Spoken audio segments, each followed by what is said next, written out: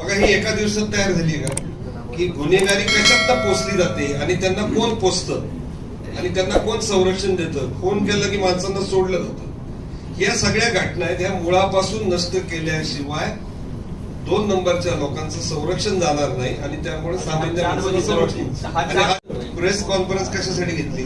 मागण्यांसाठी.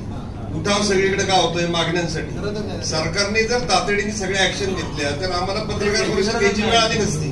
पण या पत्रकार परिषदेच्या माध्यमातून मुळापासून जर हे सगळं करायचं असेल म्हणून या मागण्या आम्ही आयडेंटिफाय केल्यात. काल अंजनीताई दमानी यांनी पण त्या मागण्या केल्यात, सुरेश धस साहेबांनी केल्यात, त्यानंतर तिथल्या खासदारांनी केल्यात, इतर पक्षांच्या नेत्यांनी केल्यात.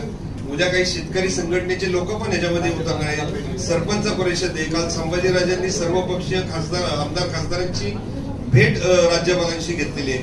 म्हणजे सगळ्या बाजूनी गावकऱ्यांपासून तर समाज सगळे लोक उतरलेले आहेत आणि त्यामुळं हा दबाव तयार झालेला आहे आणि या दबावामुळं शासन आता वेळेत ही भूमिका घेऊन त्या पद्धतीचे काही जी पावलं टाकतायत त्या पावलांचा फक्त गती वाढवा एवढीच अपेक्षा.